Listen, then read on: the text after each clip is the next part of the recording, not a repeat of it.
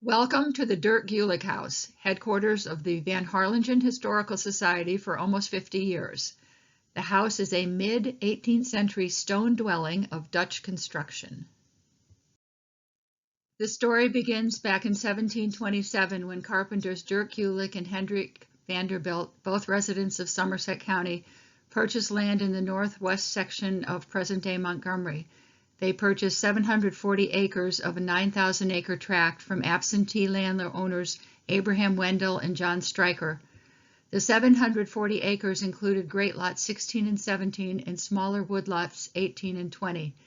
The perimeter of the Great Lots, as shown on this 1960 map of Montgomery, is a parallelogram shape bounded by Route 601, Dutchtown Zion Road, and Province Line Road. There is no road at the northern boundary.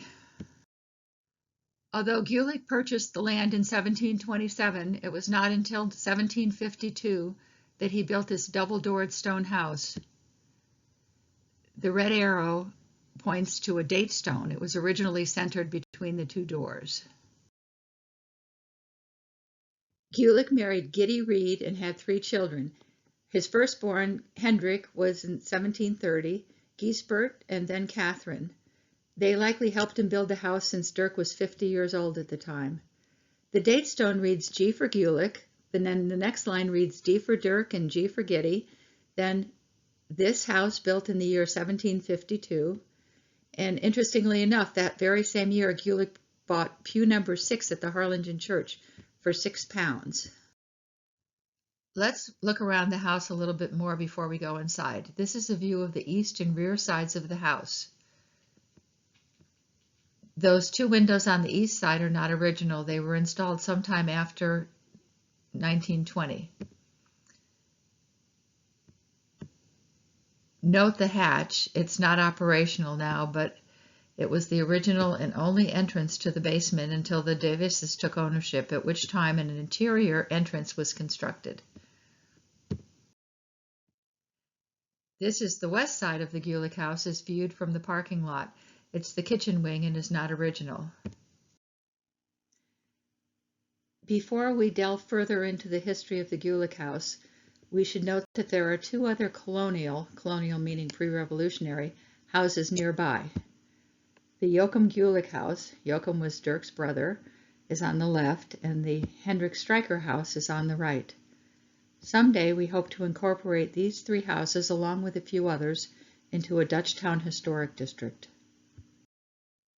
So, on to the history.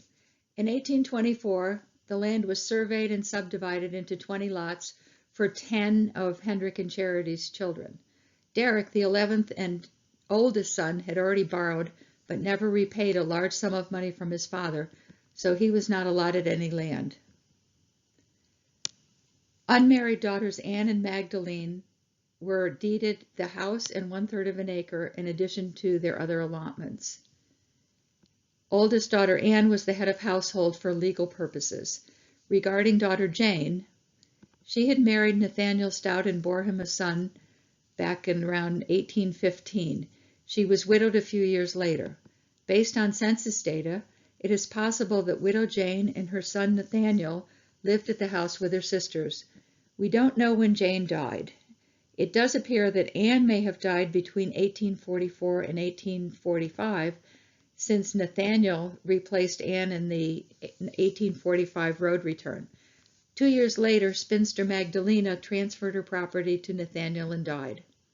Nathaniel, his wife Joanna, and their children lived at the house until 1860, when they sold it and 16 acres to Amos Wyckoff, and the house passed out of the Gulick family. The map and other papers were donated to the Society by Carolyn Davis Dixon, who grew up in this house.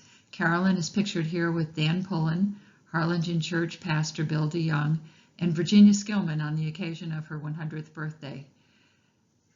Carolyn was a charter member of the Society, as was Virginia, and she died at the age of 102 in 2017. Let's go inside. The kitchen is not an original feature. It was built around 1920. The owners, the Davises, converted a recessed hovel-like, meaning open shed, lean-to into a kitchen. A leak in the kitchen in the middle, in the kitchen roof, caused the ceiling to cave in 2019.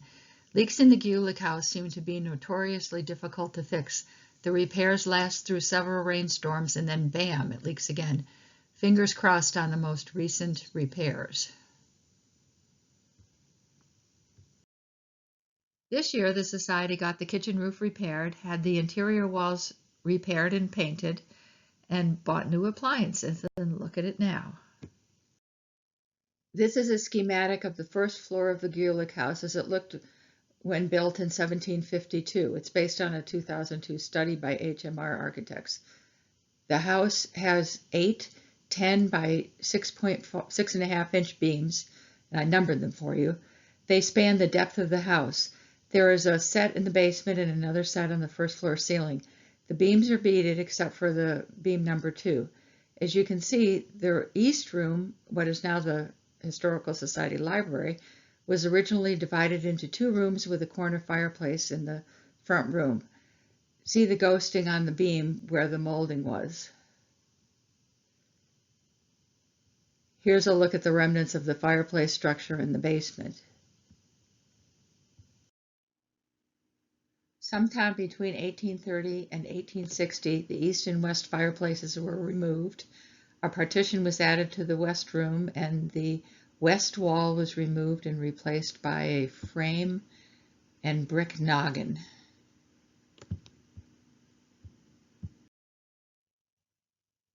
There was a winder staircase tucked in between the 2 front doors, but accessible only from the door to the west. The staircase may have looked something like this. When the winder staircase was removed, a straight run staircase was installed, and the wall separating the east and west rooms was moved 1 bay over to the left. These ghost marks on the 4th beam from the right indicate where the winder stairs were originally. The 2 Dutch doors are viewed from the inside. One is a gift from Henry Fisher, who lived nearby. This is the Gulick house as it appeared in a 1917 issue of the Somerset County Historical Quarterly. And here's the Gulick house as it appeared in the 1960s, photographed by Marion Palmer. The Gulick house was treated to some TLC in 1983-1984. It got a new cedar roof, a front dormer removal, the replacement of the Victorian porch with a Dutch stoop, the restoration of the east door had been converted into a window, and some work on the kitchen shed. The Dirck Gulick house was placed on the New Jersey State and National Registers of Historic Places in 2003. In the nomination, Ursula C. Brecknell writes that the Gulick house is of architectural interest as both an expression of common practices among the Dutch and also because it diverges from these practices.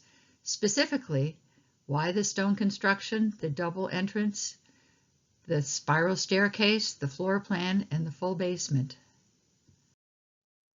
This year, Constructural Dynamics, quarry owner, donated the Gulick house to the Society.